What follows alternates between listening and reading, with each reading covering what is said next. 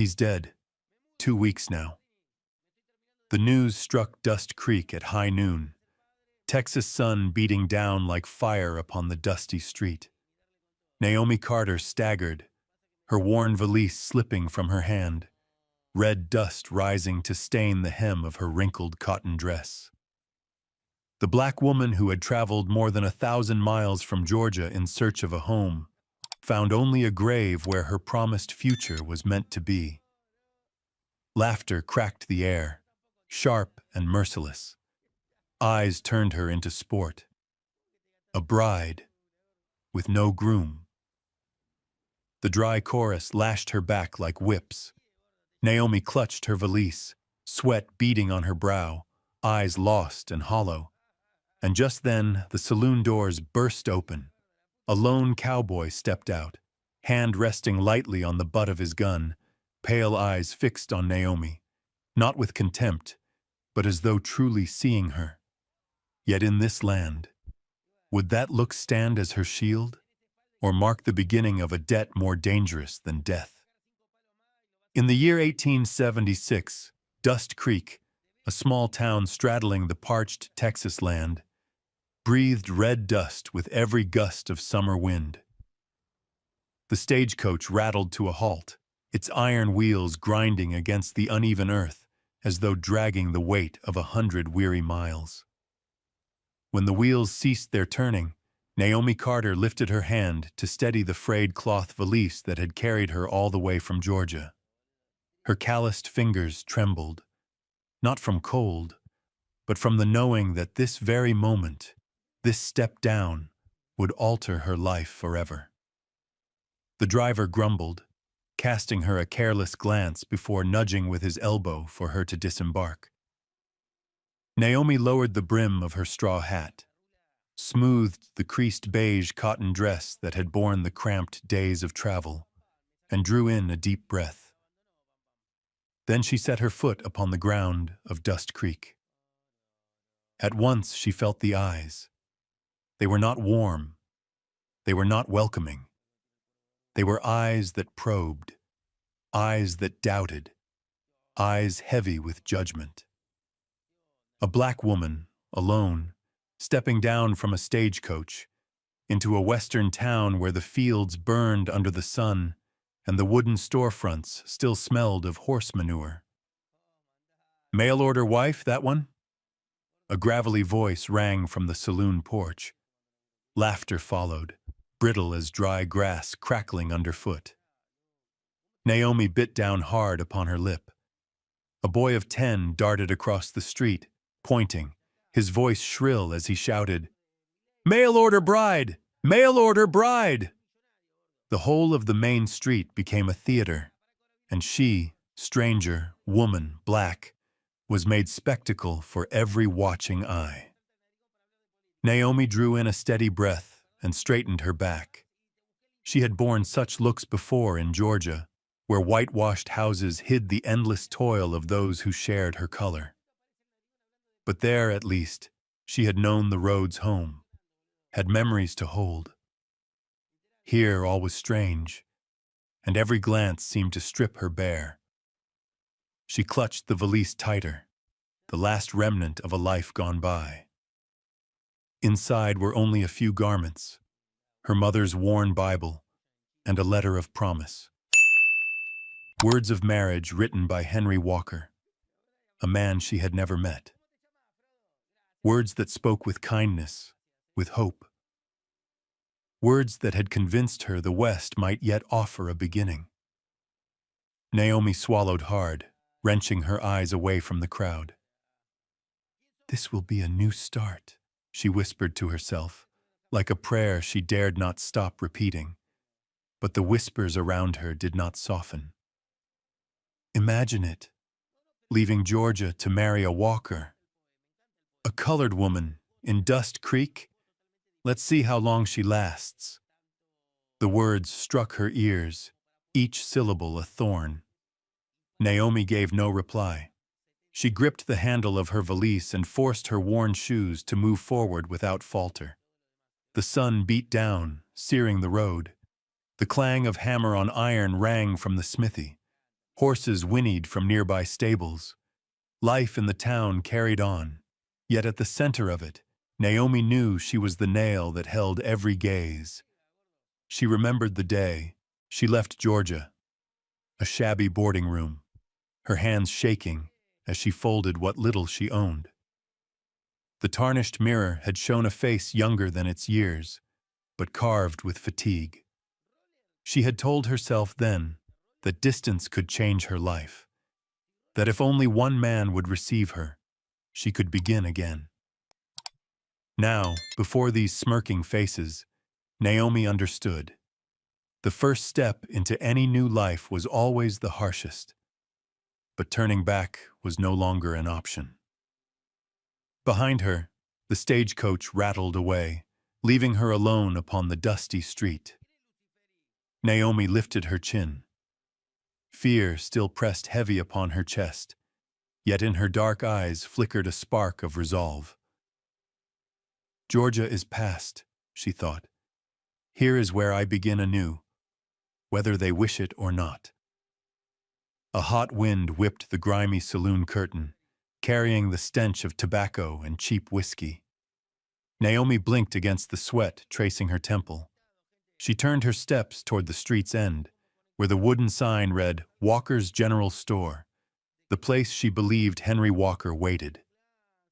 She did not know that in that very moment, fate had drawn back its hand, ready to strike its first blow, so cruel it would shake even the fragile hope she had clung to all the way from Georgia. The noise from Dust Creek Saloon broke apart like a drum struck too hard. The warped wooden doors swung open, slamming against the wall. A drunk lurched out, his body reeking of whiskey, nearly collapsing into Naomi. Before she could step aside, a strong hand caught the back of his coat and yanked him back. The man staggered, swore, and fell in a heap on the porch planks. Naomi blinked. Where the drunk had been, another figure now stood before her. Tall, broad-shouldered, the sun's glare drawing dust into the folds of his trail-worn coat. Elias Monroe. In Dust Creek they called him the Shadow on the Prairie, a man of few words who seemed to appear where none expected. His gaze fell first upon the worn valise in Naomi's hand, then lifted, steady and unflinching, to meet her dark eyes. In that look, Naomi felt both exposed and, for the first time since she had stepped down from the coach, truly seen. Not as a curiosity, not as a jest, but as a human being. "You're here for Henry Walker?" His voice was low, rasped by wind and dust, yet certain. Naomi's throat tightened. She managed only a nod, afraid her voice would betray its tremor. Elias drew a breath, heavy, as if the burden of the land itself pressed on his chest. He turned his face aside for a moment, then said slowly, "He's dead, 2 weeks ago." The words struck like a rifle shot. Naomi's knees weakened, the valise in her grip twice as heavy. Around her the sounds of town, horse hooves, the hiss of laughter, the scrape of wind against the eaves, faded into a blur. All that remained was the echo in her mind. "He's dead." "No, it can't be." Her lips moved, but no sound carried. The street fell still. Where a moment before there had been mocking laughter, now came only low whispers, sharp with curiosity, cruel with delight. Some mouths curved into knowing smirks, waiting for the spectacle to unfold. Naomi clenched the handle of her valise. Every coin she had saved, every sleepless night, every prayer she had whispered was bound up in this journey. Now all of it shattered with a single breath. "Henry, dead?" she finally whispered, so faint she hardly recognized her own voice. Elias nodded. "Shot in a card game, not the man his letters claimed him to be." His eyes softened a shade, his voice lowering. He wasn't the kind you hoped for, Miss Carter. Her legs buckled. She sank to the porch step, the valise falling beside her. The letters came rushing back. The careful script, the tender promises of a home, a fresh beginning. Nothing but fragile illusions, now turned to ash. A gust swept through the street, driving red dust against her dress. She did not brush it away. Her eyes, hollow and distant, looked past to the faces around her as though the world itself had receded. Elias did not move to offer false comfort. He simply stood, silent, letting the truth take its weight upon her. Behind them, the drunk hauled himself upright, muttered curses, and staggered back through the swinging doors. The saloon settled once more into its sullen hum, as if nothing had happened at all. Naomi pressed her hands against her face. The tears came quietly, slipping down her cheeks, soaking the collar of her dress. She did not wail, did not crumble, only let the grief fall in silence. The townsfolk watched, whispering, some sneering, some curious. To them, she was still a spectacle, but to Elias, in that moment, she was not a joke. He tilted his head, speaking low enough only for her to hear. "How far did you come to get here?" Naomi's breath quivered. "More than 1,000 miles. From Georgia." Elias nodded once, pale eyes narrowing against the sun. In them lay something unreadable. Pity, weariness, perhaps a flicker of resolve. Naomi wiped at her tears, lifted the valise. Henry was gone. Her hope was gone. But return was no longer an option. She drew in a hard breath. If fate has stripped me of what I sought, then I'll find another reason to endure. Elias's lips pressed as if to form words, but none came. He only turned, still watching her, as though he knew. From this moment on, Naomi Carter was no longer merely a stranger stepping into Dust Creek. She was a name the town would remember. And he, Elias Monroe, had already become part of her story. Naomi felt her knees give way, drained of all strength. The valise slipped from her hand and struck the ground with a dull thud. The sound was not loud, yet it jarred her, as though reminding her that everything she owned, everything her life had been gathered into, was contained in that worn bag, and the very reason she had carried it more than 1,000 miles had just vanished. The air pressed thick and stifling, heavy with dust.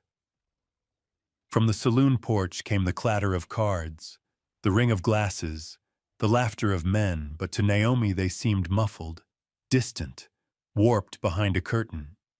Every laugh twisted, mocking, stabbing at her chest like knives. Elias stood nearby, tall, unmoving, like the shadow of a lone tree in the burning noon. His eyes were neither pitying nor cold. They were the eyes of one who knew that the truth, no matter how cruel, had to be spoken, even if it broke another heart. Naomi bent, her hands trembling as she lifted the valise again. Her fingers felt stiff, as though the frayed handle weighed more than stone. She tried to breathe deep, but the air stuck in her chest, caught between a cry and a sob. "It can't be." Her voice broke, thin and shaking. "I have letters. Letters from him only weeks ago." Elias drew in a slow breath, removed his hat, turned it in his hands. His gaze lifted, his tone rough yet steady. "Letters travel long roads, Miss Carter. Henry Walker was shot dead in a crooked card game at the saloon down this very street, 2 weeks back. They say he owed money, cheated the cards, quarreled, and one bullet ended it. Naomi shook her head, unwilling to believe. In the letters from Texas, Henry Walker had written of being an upright merchant, a man with a prosperous store, seeking a good wife to share his life. He had written of a sturdy house, of evenings spent watching cattle drift across the yard, of security and rest from the hardships of Georgia. And now, with one short telling, all of it had scattered like dust in the wind. Naomi pressed her hand to her mouth, her shoulders shaking. Hot tears spilled, tracing down her dark cheeks. She fought them, but they would not stop. She had promised herself she would not cry before these staring eyes, that she would hold her head high. But the strength she had clung to cracked in this moment. It was over. The journey, the hope, the promises. All that remained was an emptiness vast and merciless. In her mind came the picture of the small boarding room in Georgia, where she had counted each coin from her needlework, piecing together the fare. Nights spent sewing by lamplight, patching cloth for pennies more. She had sold her mother's shawl, her father's little silver ring, only to buy a ticket west. And now here she stood, alone, broken-hearted, her purse near empty. Another gust swept the street, lashing red dust against her cotton skirt. Passers-by still turned to look. A few laughed aloud. The sting cut sharper. A black woman in a white sun. Texas town had always been an outsider. Now, with this news, she was nothing more than the public's entertainment. Elias glanced about, then stepped closer. His voice dropped, meant only for her. "You gave everything to this journey, didn't you?" Naomi nodded faintly. No strength left for pretense. "I have nothing left. I cannot go back." Her words broke into sobs this time, harsh and ragged. Not the soft tears of weakness, but the choking cries of one who had walked a long road only to find it ended in a wall of stone. Elias did not touch her shoulder, nor offer easy comfort. He let her weep, let the tears wash away the illusion of a life Henry Walker had never intended. He knew this land well enough. Mercy was rare, and truth was the only thing that made a person rise again. After a time, Naomi wiped her face with the back of her hand, her breath still rough, her eyes raw.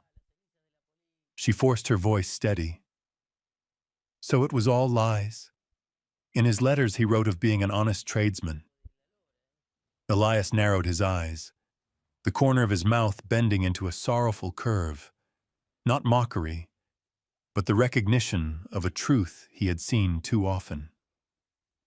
There are men in the West who live by false signatures and crooked cards. Henry Walker was one of them. Words on a page mean nothing, Miss Carter. He was no honest man. And his death was nothing but the fate he carved for himself. Naomi listened, her heart hollow. The last of her illusions crumbled. No Henry, no promised house, no safe refuge. Only herself, alone, stranded on a land she did not know. She clutched the valise tight against her chest, staring down the dust-blown street, at the strange faces, the probing eyes. None of them cared for the ruin in her soul. Naomi drew a sharp breath, forcing her spine straight. Though her cheeks still wet with tears, she whispered to herself, "If this is the void, then I must be the one to fill it." Elias gave a faint nod, as if he had glimpsed the fragile spark beginning to kindle in her. But he said no more. In this land, promises meant nothing. Only deeds mattered. And he knew her true trial had only just begun. Elias stood silent for a long moment, as if weighing whether to let Naomi fend for herself or to step forward. On Dust Creek's main street, the sun was sinking low, dragging the shadows of weathered buildings across the dusty ground. Naomi stood within that shadow, small and still, her worn valise at her feet, and her gaze adrift. None in the crowd made a move toward her. Some cast curious glances, others smirked. A few women whispered behind their hands, their lips curled in half-smiles. To them, the sight of a black woman who had traveled from afar for a purchased marriage only to be told her groom was dead was little more than free entertainment. Elias tipped his hat lower, shielding his eyes from the stares. Then his voice came low and steady. "Henry owed me land. Before he died, he signed over the deed to settle the debt. A cabin and a stretch by the creek are mine now." Naomi's head lifted, startled. He continued slow, as though steadying himself with the words, "I need someone to keep that place. A cabin cannot sit empty, and my hands are full with cattle. If you want it, I'll pay you wages. You'd live separate, with work and a roof overhead. No one to meddle." Naomi tightened her grip on the valise. Her thoughts whirled. The shock of Henry's death had not faded, and now came this strange offer from a man she scarcely knew. To work as caretaker, to live on land once promised by Henry, was fate mocking her so cruelly as to set her upon the ashes of a liar's inheritance? Her lips parted, but no answer came. Then a thin laugh cut through the air. "Well, the little bride has arrived at last." Naomi turned sharply. From the saloon doorway, a man emerged. His gray coat was frayed, yet his polished boots and the gold ring on his right hand caught the dying light. Broad-shouldered, tall, a smile crooked across his face, and in his eyes flickered something sharp and dangerous. "Thomas Walker," Elias muttered, his pale eyes hardening like steel. The man descended the steps slowly, hands thrust into his pockets, his smirk never leaving. He dipped his head toward Naomi as though acknowledging a piece of property newly delivered.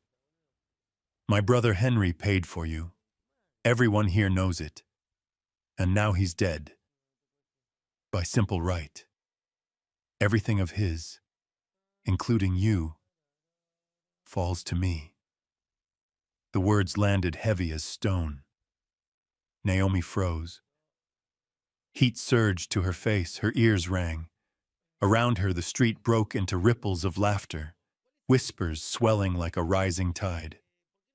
A whistle rang out. A voice jeered, "Ha! A colored bride changing hands. Dust Creek's never had better theater." Naomi bit her lip until blood rose. Could it be true? Henry's brother thought to claim her as inheritance? Elias stepped forward, half a pace, placing himself between Naomi and Thomas. His voice rasped, but rang clear. "She's no chattel to be claimed. Henry's lies in letters gave no man the right to inherit another soul." Thomas laughed, loud and rolling down the street. He looked Elias over as if at a fool. "Law? In this town, law rests in the hands of men with guns, Monroe. And I've got both gun and money." The crowd roared again. But Naomi, though her chest tightened, kept her back straight. She clutched the valise to her, met Thomas's gaze, and in her eyes burned a spark of fire. "I belong to no man. Not you. Not anyone." Her words came firm, though her voice shook. The defiance drew gasps, a few chuckles, a muttered, "Brave but foolish," from a woman near the churchyard gate. Thomas's grin twisted, his boots crunching closer. But Elias lifted a hand, stopping him. His palm rested on the butt of his revolver, not drawn, but gleaming just enough in the fading sun. The air froze. Laughter died. A dry wind pushed dust across the gap between them, swirling in a small storm. Elias did not blink. His voice fell heavy as a hammer. "She walks with no one but me. You hear that clear?" It was not shouted, yet it carried through the street like iron striking wood. Men in the saloon shifted, their boots scraping, hands brushing weapons, waiting to see if blood would follow. Thomas halted. His smile lingered, but his eyes turned dark. He let his gaze rake over Naomi, a blade's edge in the look, then swung back to Elias, his words a hiss. "You won't keep her long. Trouble's found you now, Monroe." With that, he turned, striding down the street, leaving whispers and unease in his wake. Naomi stood trembling, unsure whether from fear or fury. In that instant, she knew. What she had thought a road to a home built from letters was instead a path into peril. Yet amid the dust and the threat, one thing was clear. Elias Monroe had chosen to stand with her. And his words, "She walks with no one but me," still rang in her ears, thin as thread but strong enough to hold her from the edge of despair. The laughter of the crowd broke out like the crack of a whip, sharp and stinging. A blacksmith braced his hand on his hip, his voice booming. "Two brothers sharing one black bride, Dust Creek's finest joke." The shout set off a chorus of hoots up and down the main street. Men chewing tobacco spat at the ground, flecks landing near Naomi's shoes as if to mark a boundary, as if to declare she would never belong here. Cowboys lounged against the saloon rails, whistling and clapping, while women covered their mouths with kerchiefs, their eyes glinting with cold disdain. Naomi clutched the valise tight to her chest, blood rushing hot to her face. In a flash, she was back in Georgia, standing in the kitchens of white houses, her back aching from scrubbing, her ears raw from insult. Then she had bowed her head, swallowed the fire, for resistance only brought the lash. But today was different. Her shoulders trembled, not from fear, but from the strain of holding back tears. Naomi drew a deep breath, lifted her chin, letting the late sun blaze across her dark features, her hair bound close, her eyes black and unyielding. She did not turn away. She did not bow. Across the street, a child tugged at his mother's skirts, shouting, "Mama, is that the bride from the paper? Why's she got another husband now?" The innocent cry set the crowd roaring. The mother pulled the boy close, but her lips twisted in contempt all the same. Each word struck Naomi like arrows, but instead of retreating, she stood rooted. Her hands gripped the worn handle of her bag until her knuckles whitened, as though inside it she held not clothes, but the very measure of her dignity. An older man with hair gone silver rose slowly from the smithy's porch. His gaze lingered on Naomi, not with scorn, but with a weary mixture of pity and warning. He shook his head, his voice hoarse with smoke. "Girl, this land ain't for the likes of you. Best turn back where you came from." Naomi faced him, her lips trembling, but her voice steady, ringing clear. "I've come more than 1,000 miles to stand here.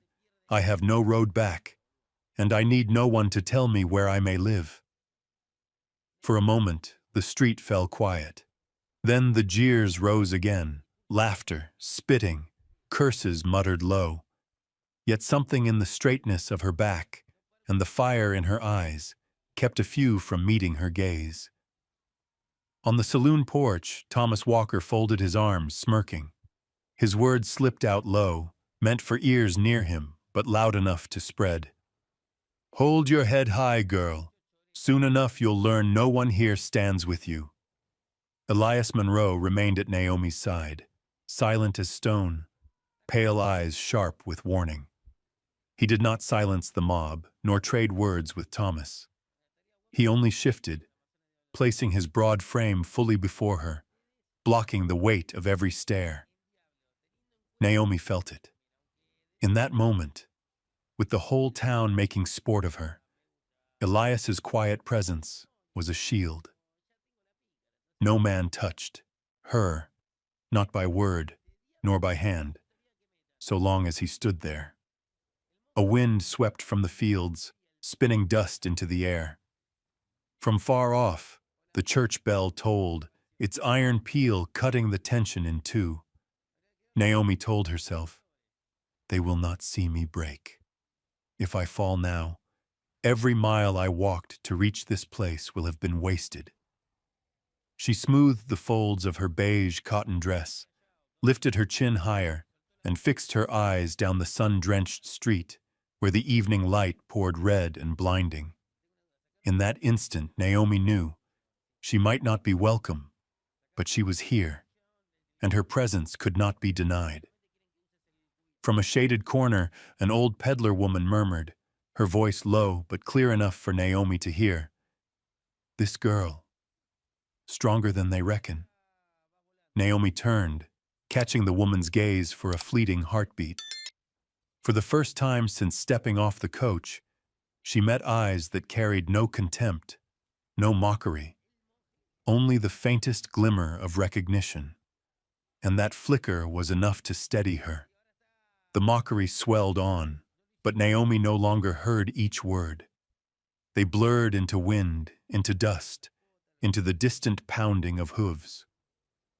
Within her, something new was stirring. The belief that even among a sea of laughter, she could still choose how to stand. And that, she realized, was her first victory on this harsh and foreign land. The jeers of the crowd had not yet died when Thomas Walker stepped fully into the street. His tall frame loomed, a black coat sweeping the dust, an evil curl fixed upon his lips. Each boot struck the ground with a heavy thud, daring defiance as he closed in on Naomi. "My brother paid for you," he hissed, each word sliding through his teeth. "He's dead now, so it falls to me. Out here, what belongs to a walker never slips to another hand." Naomi hugged the valise tighter to her chest. Her heart thundered wild, yet her chin stayed high. Years of enduring scorn in Georgia had carved into her one truth. If nothing else remained, she would guard her dignity. Thomas stretched out his hand, filthy fingers reaching for the bag. For a split second, Naomi saw herself dragged, handled like goods on an auction block. Her body locked, every muscle taut, but her feet did not retreat. Then a firm arm barred the way. Elias Monroe. The silent cowboy stepped forward at last, standing between her and Thomas like a wall of flesh and bone. His cold blue gaze fixed hard upon the intruder, unflinching. His hand lowered to rest upon the grip of his revolver, not fast, not rash, but slow enough that the whole street held its breath. His voice cut through the heavy air, gravel deep. "She walks with no one but me." The words rang out like a shot, shattering the tension. Every whistle, every sneer, every laugh fell still. Dust Creek froze. Behind him, Naomi's hands still shook, but inside her chest a new flame caught. For the first time, someone had stood in the open street, before every eye, and claimed her worth. Thomas's hand hung stiff, his smirk twisting to rage. His face contorted, his voice spat out like venom. "Don't think you'll hold her long, Monroe. You've brought trouble on your head." He stepped back, eyes still burning through Naomi, then spat into the dirt. His voice carried sharp as steel. "All of Dust Creek knows. What a walker wants, a walker takes. I'll be back." His figure vanished into the press of men. But the threat lingered, echoing like hammer strikes against Naomi's chest. No one spoke. Only the creak of wood in the wind. the faint jingle of horse tack in the distance, and Naomi's heart drumming fast within her.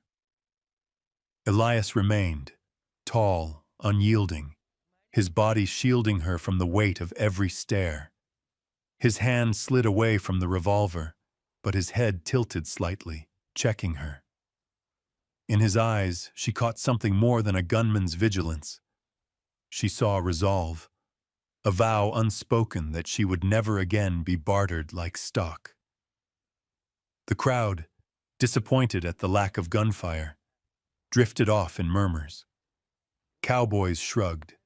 Women whispered behind their hands, leaving only the whispers of threat in the dust. Naomi exhaled, her shoulders still tight. Her knees nearly gave way, and she stepped back. Elias turned to her then, his gaze softening, his words few. "You all right?" She nodded, though her face was pale, her smile a brittle crack in glass. "All right," she whispered. "It's only, no one has ever spoken for me before." Elias did not answer. He only gave a small nod, his glance resting on the valise she clutched so fiercely. A silent nod, as if to tell her she was no longer alone. Down the street, the piano from the saloon picked up again, mingling with rough laughter. The town already moving on as though the scene had been mere amusement. But for Naomi, it had carved itself deep. She tightened her hold on the bag, lifted her eyes to the sky flushed red with sunset. Inside her echoed his words, heavy as iron. "She walks with no one but me." Not a vow, not a proposal, not a claim. A line drawn clear, a defense declared before all. Naomi knew Thomas's threat would return like a storm. Yet in the same breath, a seed had been planted. A seed of trust that perhaps she would not face this land's cruelty alone. The road out of Dust Creek stretched long and narrow, rough beneath the wagon wheels. Sunset bled across half the sky, casting red fire over the land, dragging the shadows of two horses and the creaking rig down the dry dirt. Naomi sat beside Elias, clutching her worn valise as if it held the last scrap of her life. The steady beat of hooves struck the earth like the pounding of her own unsettled heart. Behind them, the town shrank into the distance, faded rooftops and drifting red dust, swallowed in the wind. Naomi looked back once, and in her chest rose a strange tangle. Relief at leaving its cruelty, sorrow at departing a place that had never welcomed her. Elias spoke not a word through the ride, glancing at her only now and again, his pale eyes measuring whether she could endure. He was a man of silence, but every movement of his carried strength. Naomi gripped her skirt to steady her breath. The faces of Dust Creek haunted her still, the laughter, Thomas Walker's grasping hand, and above it all, Elias's rough voice declaring, "She walks with no one but me." After more than an hour's ride, the trail opened into a small valley. A creek curved through the land, its water glinting gold under the last light. By its bank stood a modest cabin, waiting as though it had stood all these months for this very arrival. Elias pointed ahead. "That's the land Henry owed me. The cabin's been empty a while." The wagon halted before the porch. Elias dismounted first, then offered his hand. Naomi stepped down, the cool air from the creek brushing her face, fresh, unlike the choking haze of Georgia. The cabin was plain, sun-bleached timber, a roof weathered gray, a porch barely wide enough for two. Yet the frame stood steady, the stone base firm, the shuttered windows intact. Naomi felt her heart ease a little, as though this place might indeed be a beginning. Elias climbed the steps, drew a ring of keys from his coat, and placed them into her trembling hand. His palm was broad, hardened by sun and work, hers small, dark, quivering as she received them. "From now on, this is yours," Elias said, his voice slow, certain. Naomi exhaled, clutching the iron tight. She felt her throat ache, the urge to weep close. She had traveled so far, holding only the hope of marriage to Henry Walker. That hope was ash. Yet now, as Elias gave her the keys, she realized something greater might be within reach, not a man's promise, but a place of her own. The hinges groaned as Elias pushed the door wide. Dust stirred. The smell of old wood and char lingered in the air. Light slid through the small window, revealing a room sparse and worn, a scarred table, 2 crooked chairs, a hearth with cold ash, a bed pressed against the wall. It was meager. But to Naomi, who had left a dingy Georgia room and crossed 1,000 miles, it was warm with possibility. Here no laughter would mock her, no hand would claim her as property. She crossed the threshold, fingertips brushing the dusty table. Each step left her mark upon the floorboards. Standing in the center, she turned back.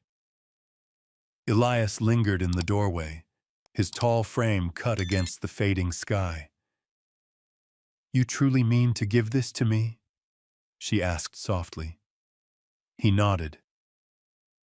"Henry left debts, but I have no use for a cabin this small.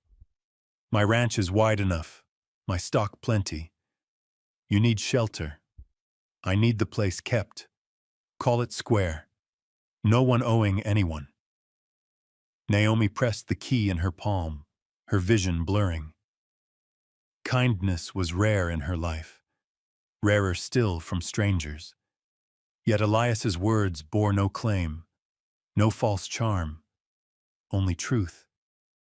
She whispered, "Thank you." His pause was brief, his answer low. "No need for thanks. Out here, everyone starts somewhere. This is yours to start." The words sank deep, her beginning. Always she had followed paths laid by others, her parents, the shopkeepers, the whispers of a town. Now, for the first time, a door opened for her alone. Night drew near. Elias stoked the hearth, coaxing fire into the room. The glow leapt along the walls, shadows of 2 figures stretching high, proof that life now stirred here again.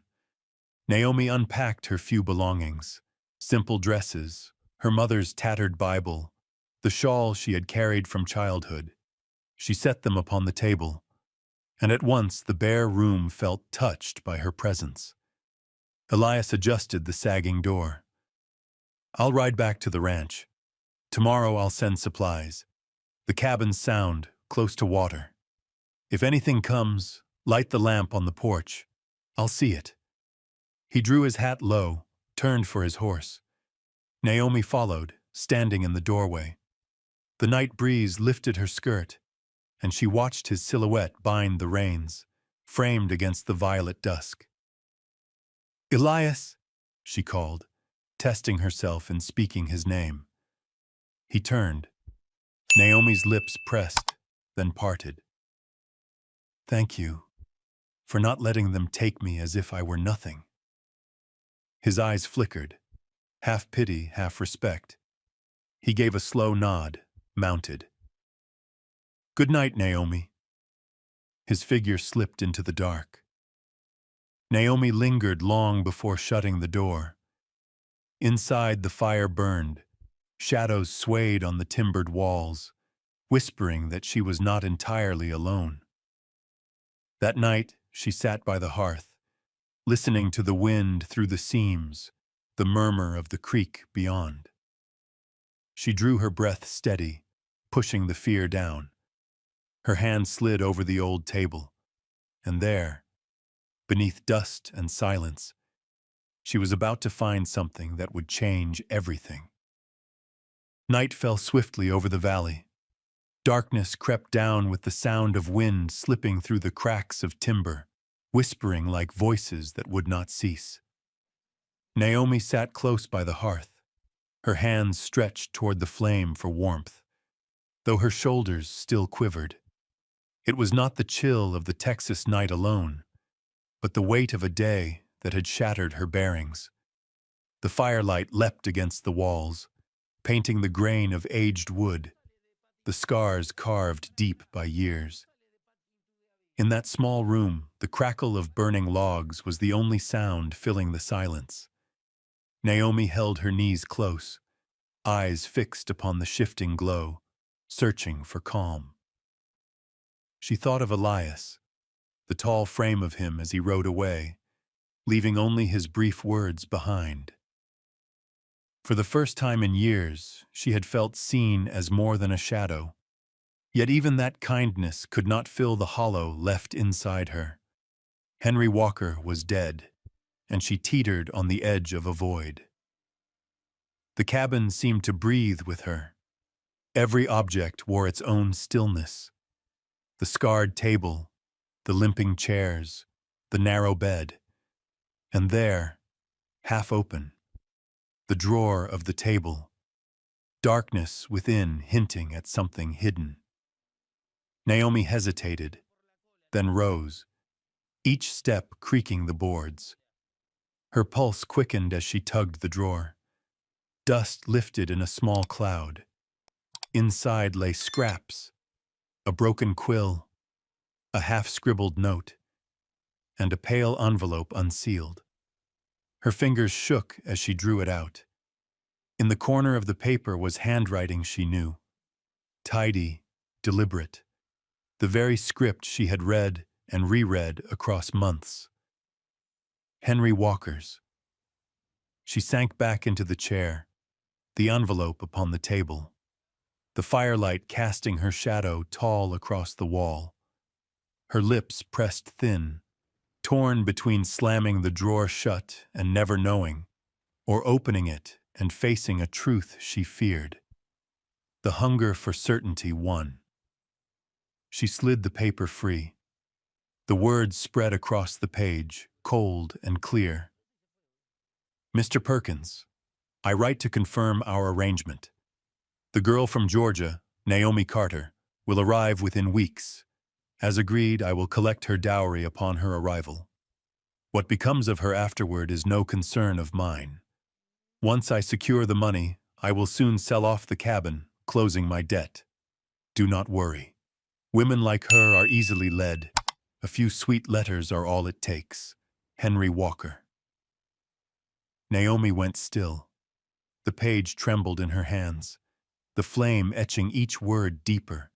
The room seemed to reel. The man she had trusted, the man whose letters had been her beacon, had never wanted her. He had only wanted her money. It was a swindle, plain and bare. The letter fell to the table. Naomi covered her face, tears burning through her palms. They came not only of despair, but of fury. So this was it. From the first line of ink, I was nothing but a bargain. Her mind raged through memories. Nights bent over needlework, coins scraped together. Her mother's shawl sold. Her father's silver ring pawned, all to purchase a lie. Her tears dropped fast, but amid them something rose stronger. Naomi lifted her head. Her eyes, wet with grief, now glimmered with steel. This letter, the proof of Henry's deceit, was no longer a wound alone. It was a weapon, a shield. Evidence to guard her when others sought to bind her again. She folded the page with careful hands, slipped it into the pocket of her dress. Then she sat once more by the fire, its glow dancing against her steady face. Within her, the void began to fill, not with hope of Henry, but with resolve. The night dragged on. The wind hissed against the walls, but Naomi no longer trembled as before. She sat upright, fingers brushing the keys Elias had placed in her hand. A cabin key, and now a letter. Two small things that had become the cornerstones of her next step, the beginning of a life claimed by her own hand. Outside, the moon climbed high, silvering the creek's steady song. And in the little cabin, a woman sat by firelight, her eyes burning with quiet defiance. From that moment forward, Naomi Carter was no longer the girl who dreamed of a home in another man's words. She had turned her wound into strength and vowed, never again, not to the walkers, nor to anyone, would she be bought. The first morning in the little cabin, Naomi woke with sunlight just beginning to slip through the cracks of the shutter. Birds called sharp and sweet, mingling with the murmur of the creek beyond, a song foreign but alive. She sat up, fingers still wrapped around the ring of keys, as if afraid that when she opened her eyes, it might all dissolve into dream. But no, the worn walls, the cold hearth, the valise by her bed were proof that this new life had indeed begun. She pulled on her faded quilted jacket, bound her curls into a knot, and pushed the cabin door wide. Morning air rushed in, cool and fresh, carrying the smell of pine resin, damp earth, and the faint must of old hay. Naomi filled her lungs, the breath swelling her chest with something she had not known in Georgia's crowded alleys. The first task was to sweep. From a corner she found a broom of stiff straw and set to work, dust rising from the floorboards, from the table's scarred edges, from the window frames. The air thickened with motes, making her sneeze, her brow damp with sweat. Yet her heart was oddly light. This was not the toil of a bought bride. It was the labor of her own hands, in her own place. When the cabin was brighter, Naomi dragged a chair to the porch and opened her valise. Inside, she drew out a small cloth pouch, the one treasure her mother had pressed into her hand. Seeds. A few beans, some corn, a bundle of mustard greens her grandmother had once saved. She touched them as though touching the hands that had come before. Then she rolled her sleeves and went to the patch of bare earth behind the cabin. The soil was soft, rich, and dark. Naomi knelt, dug narrow furrows, set each seed with care, covered them, and carried water from the creek to pour over them. Sweat streaked her temples, but her eyes shone. Each seed was more than food. It was a beginning, proof that her life might root here too.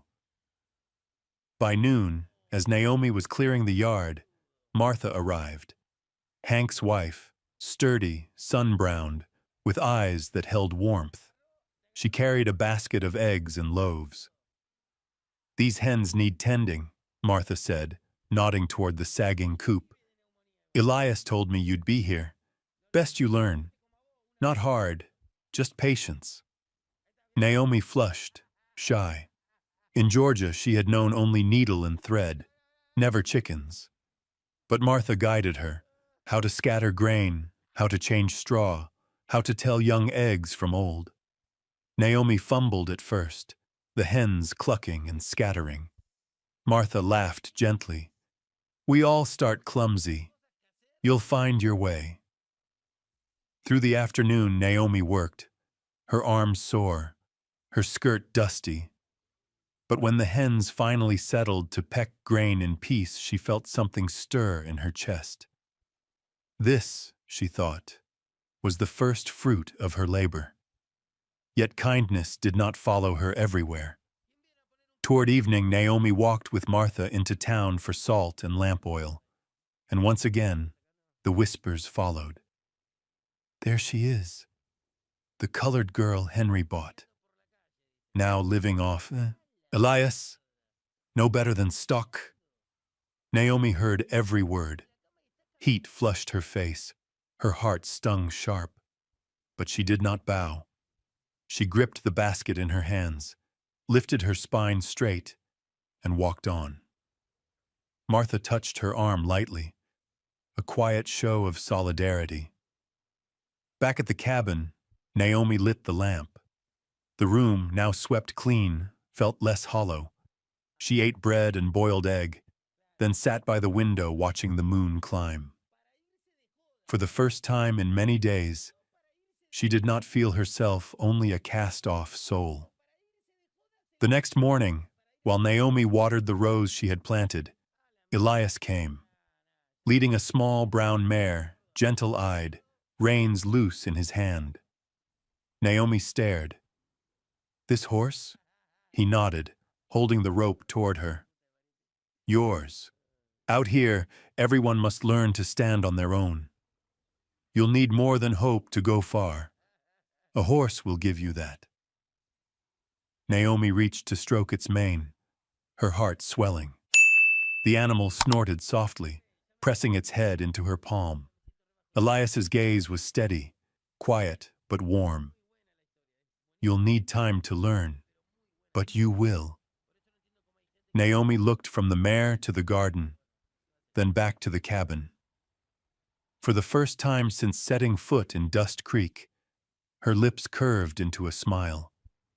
Not the mask she had worn to hide her ache, but a true smile. Fragile, radiant, born of strength found within herself. Small as it was, that smile burned brighter than any fire against the long night. In the days that followed, Naomi began to settle into the rhythm of cabin life. The bean rows pushed tender shoots through the soil, the hens clucked around the yard, and the small horse she had been given grew used to her hand guiding it by the creek. Each morning, drawing water from the well and watching sunlight spill across her garden, Naomi felt a new thing stir within her, the sense of owning her days at last. But peace did not linger long. On a sweltering afternoon, while Naomi gathered kindling at the edge of the woods, dust rose along the road. A wagon rolled to a stop before the porch. Out climbed Crenshaw, the saloon keeper of Dust Creek, sharp-eyed, greedy, stinking faintly of whiskey. His red face glistened, his rumpled vest strained with false dignity, and in his hand he carried a folded sheaf of papers. Naomi froze, clutching her basket of sticks tight. "Miss Carter," his voice rasped with confidence, "I've come to claim what's owed me." Naomi frowned, clutching the basket to her chest. "Owed? I don't understand." Crenshaw smirked, waving the papers. "Thomas Walker sold me his brother Henry's debt. It states plain, you are collateral on the sum unpaid. Which means, girl, you belong to me now." The words struck like a pit opening beneath her. Once more the shadow fell over her, her life weighed and bartered, reduced to ink on paper. "No, I'm not anyone's," Naomi said, her voice trembling yet firm. "Oh, but the paper says so." Crenshaw thrust it toward her, blotched with scribble and a faded seal. "Law here is simple, Miss Carter. The one who holds the paper holds the right." Naomi stepped back, her spine cold. Her fingers remembered the envelope tucked safe in her dress. The letter she had found, Henry Walker's confession of deceit. Would that scrap of truth be enough to shatter this snare? Hoofbeats thundered up the lane. Elias Monroe rode in, Hank and Samuel trailing behind, their shirts still dusted from the fields. Elias drew his horse hard, pale eyes flashing cold as he took in the scene. "What's this?" His voice ground low, taut as wire. Crenshaw swung round, brandishing the paper. "I've the lawful claim. Thomas Walker sold me the debt. The girl is mine." Elias dismounted, his stride long. his frame casting Naomi in shadow. He took the sheet from Crenshaw's hand, glanced at it, then gave a sharp, bitter laugh. "This scrap means nothing," Elias said, his voice iron. "Henry Walker never owned a human soul. Debt cannot turn flesh into property." Crenshaw's face reddened. "Law here don't need fine words. Money rules. Thomas said so, I believe it." Naomi, heart racing, set down her basket. She stepped forward, hand pulling the crumpled letter from her pocket. Her voice rang clear, edged with steel. "This is truth. Henry Walker wrote it himself. He planned to marry me only for dowry. I was never his wife. I never signed to any bargain. I am no debt, no pledge." She handed it to Elias, who raised it high. Hank and Samuel scanned it, their faces hardening. Hank spat into the dust, his jaw set. "Her paper's true. What you've got is Walker's trickery." Naomi lifted her chin, her eyes burning bright. For the first time, she was not resisting with silence, but with proof in her hand. Crenshaw lunged to snatch his paper back, but Elias folded it neat and slid it into his coat. His eyes turned cold as winter steel. "Come here again with such lies, and I'll call it what it is: kidnapping. And Dust Creek will not forgive a thief." The air thickened. Crenshaw looked around, saw Hank and Samuel standing solid at Elias's back, shoulders squared. For the first time, his bluster faltered. He hissed, "Fine, but she won't escape. Thomas will come for her." He mounted, snapped his reins, and rattled away in a storm of dust. Naomi exhaled hard, her knees near to giving. Elias caught her arm, steadying her. His gaze softened, his words low. "You did well." Naomi looked up at him, eyes wet yet resolute. "No one will ever buy me again." Elias gave a short nod, nothing more. He knew words mattered less than what she had just done. Naomi Carter had stood for herself, turned a letter into a blade, and cut free of the snare. When evening draped the valley, Naomi sat on the porch, watching her young garden glow green in the sunset. Her body still shook, but beneath the fear lay something stronger: the certainty that she was no longer a commodity in any man's ledger. That evening, the late sun spilled gold over the tender rows of beans, fresh from last night's rain. The soil was soft. The scent of damp earth mingled with wild grass across the valley. Naomi stood on the porch, her hand resting against the timber post, gazing out at the little garden before the cabin. Ground that weeks ago had been barren. Green beans lined the furrows. Young corn stood reaching. Chickens scattered across the yard pecking at grain. From the eaves, the oil lamp Elias had brought cast a pale amber glow, turning the cabin into something warmer than its weathered walls suggested. Naomi's heart stirred strangely. The scene mirrored what she had once dreamed of in Georgia: a quiet home, a place to sow and tend, to watch life grow. Yet standing within it now, a hollow rose inside her. Was this truly what she wanted? Or was it merely a safe wall against the storm? Hoofbeats broke the stillness. Elias returned from the range, coat dusted, frame upright and solid. He tethered his horse, then climbed the porch. The sunset caught in his pale eyes, calm yet unyielding. He looked to the garden, then to Naomi. There was no judgment in his gaze, no claim, only acknowledgement. "You've made something here," Elias said, voice low. Naomi's smile flickered, shy. "I only did what was needed." For a moment he was silent. The wind tugged a strand of hair loose across her brow. Then he sighed, turning his eyes westward, where the sun sank in flame. "Naomi," he said slowly, "you owe me nothing. Not Dust Creek, not the past, not Henry Walker. This land, this cabin, I gave you the key, but the choice is yours. If you wish to leave, you can walk away any time." The words fell like a bell through the valley. Naomi blinked, her chest tight. Relief stirred. No one claimed her, no one bound her. Yet alongside it rose disquiet. If she could go, where would she go? She studied Elias, arms folded, standing firm as stone. His voice had held no demand. He was prepared for her choice, even if that choice was leaving.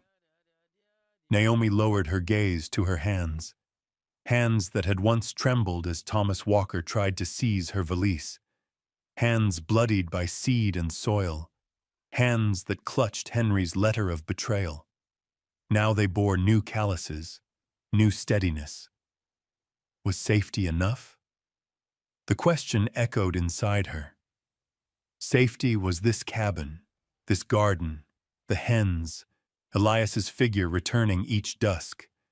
But her heart craved not only safety, it craved belonging, to be seen not as debt, not as property, but as a woman whole. She lifted her eyes to the Texas sky. The summer horizon burned crimson, clouds lit like fire. Beauty vast enough to choke her breath, and vast enough to remind her of the emptiness still within. That immensity magnified the question. If she stayed, was it surrender? If she left, was there any place in the world that would open to a black woman, empty-handed, once put to auction? Her lip pressed hard. Elias's voice cut the dusk. "Naomi?" She turned. His gaze held calm, but beneath it something deeper, waiting to see which road she would choose. Naomi nodded faintly, yet no answer formed. She stepped from the porch into the rows of green, brushing the cool leaves with her fingers. Each shoot was fragile, yet each reached upward regardless of harsh soil. She stood still in the garden, the red sky draped over her, wind tugging her cotton skirt. Inside, twin tides rose.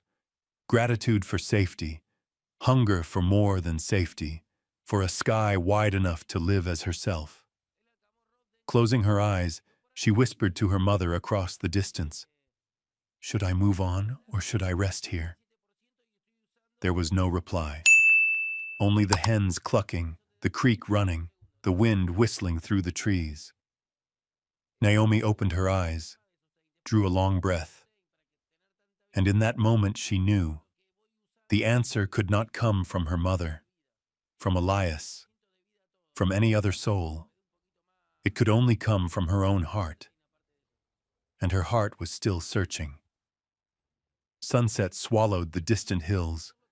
The Texas sky burned like a sea of fire, clouds torn into streaks of red, gold, and violet. Naomi stood in her garden, soil clinging to her fingers, her gaze set on the horizon. In that light, her face glowed, dark skin catching the flame of dusk. Her curls had slipped loose, whipping in the wind across her cheek. Her deep eyes brimmed, not only with tears, but with a new gleam of resolve. Elias waited a few paces away, silent. He pressed no word, no weight upon her. The choice was hers to claim. Naomi drew breath, the ache of memory cutting sharp. Georgia's narrow room, the coins hoarded, the jolting wagon west. Dust Creek's laughter when she stepped down, the crushing moment Henry's death was named. Thomas Walker's hand reaching to seize her like a parcel. And Elias, quiet, unyielding, stepping between her and the dark. Now, after all, Naomi knew what she longed for was not merely a safe roof. She lifted her chin into the burning light. Her voice shook, yet carried clear. I crossed 1,000 miles to find a husband, but what I needed was not a man to buy me, but a man I could choose.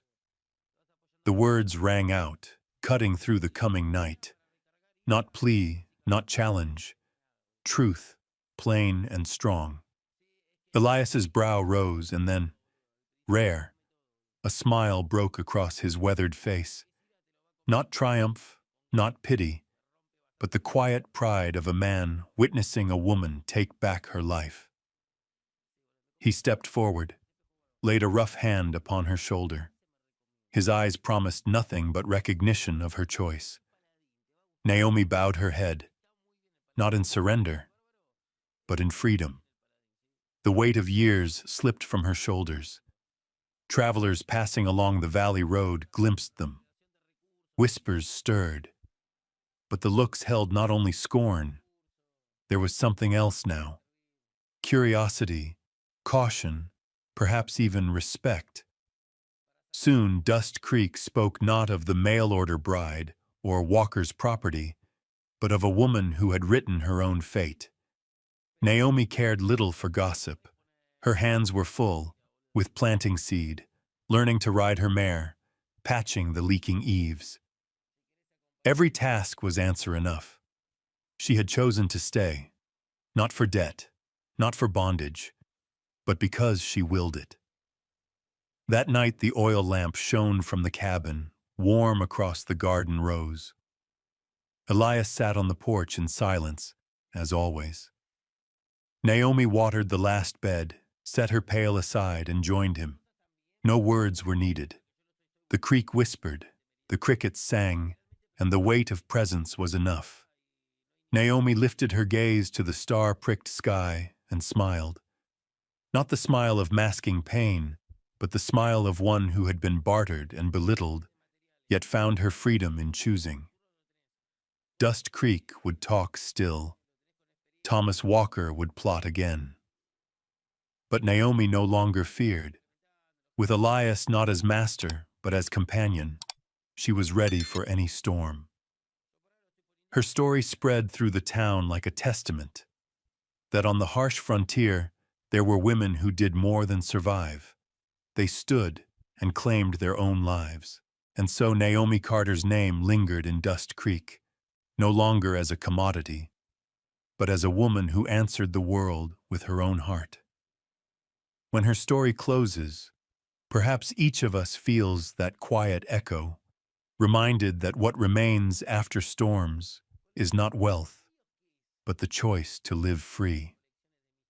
If this tale has stirred a memory, a thought, or simply a warmth in your heart, leave us your words below, like the video, and subscribe, so we may keep alive the stories of the Western frontier, where love, courage, and kindness always find their way home.